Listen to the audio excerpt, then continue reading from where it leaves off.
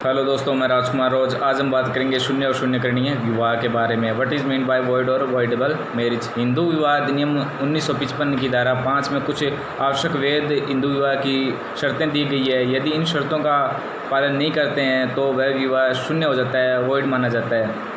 इस अधिनियम की धारा 11 में कुछ आवश्यक बातें बताई गई है। यदि इन बातों को नहीं माना जाता तो उस विवाह का कोई अस्तित्व नहीं होता, वह प्रारंभ से ही शून्य माना जाता है। तो आइए जानते हैं वह कौन सी बातें हैं जिनके तहत एक विवाह शून्य माना जाता है।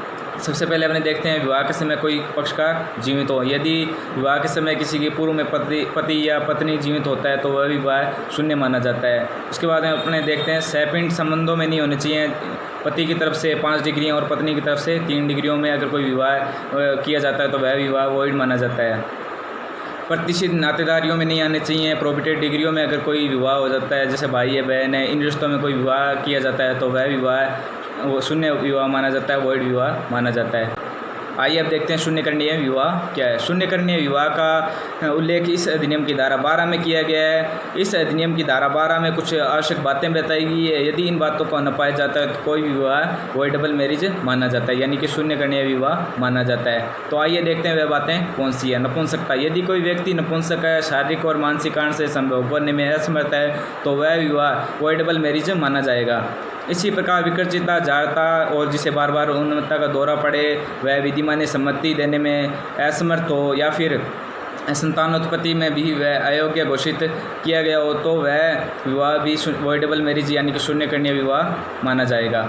इसी प्रकार छल से, कपट से या झूठ बोलकर, मिथ्या से कोई विवाह किया जाता है तो वह मैरिज वॉइडेबल मैरिज होएगी। इसी प्रकार कोई महिला है, वह पूर्व में गर्भवती है, विवाह के समय जिसकी जानकारी पति को ना हो तो वह विवाह शून्य करणीय विवाह के अंतर्गत आएगा।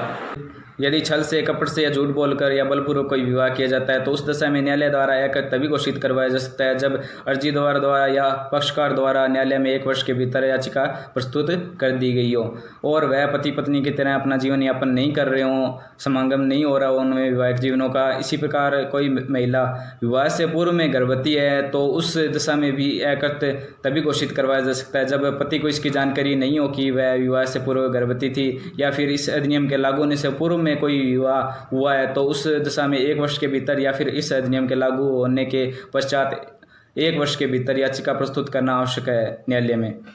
इसी प्रकार कोई पति है, उसको जानकारी हो जाती है कि वह विवाह से पूर्व गर्भवती थी तो उस दशा में वैवाहिक जीवनों का समागम नहीं होना चाहिए, वैवाहिक जीवन यापन नहीं कर रहे हो वह, तो उस विवाह को अकृत घोषित करवाया जा सकता है। पत्नी अन्य व्यक्ति से, भिन्न व्यक्ति से गर्भवती होनी चाहिए, पति से नहीं होनी चाहिए। उस दशा में अकृत घोषित करवाया जा सकता है उस विवाह को। इसी प्रकार वॉइड मैरिज होती है, उसमें धारा 125 CRPC की मेंटेनेंस का खर्चा नहीं दिया जाता उसको, और शून्य करणीय विवाह की जो संतानें हैं और संतानें माना जाता है इनको, इनमें केवल माता पिता की संपत्ति में इनका अधिकार होता है, अन्य व्यक्तियों की संपत्ति में इनका कोई अधिकार नहीं होता। जैसे दादा है और पैतृक संपत्ति, उसमें किसी प्रकार का अधिकार इनको नहीं दिया जाता है। इसी प्रकार की जानकारी जानने के लिए आप मुझसे जुड़ सकते हैं। थैंक यू सो मच, धन्यवाद।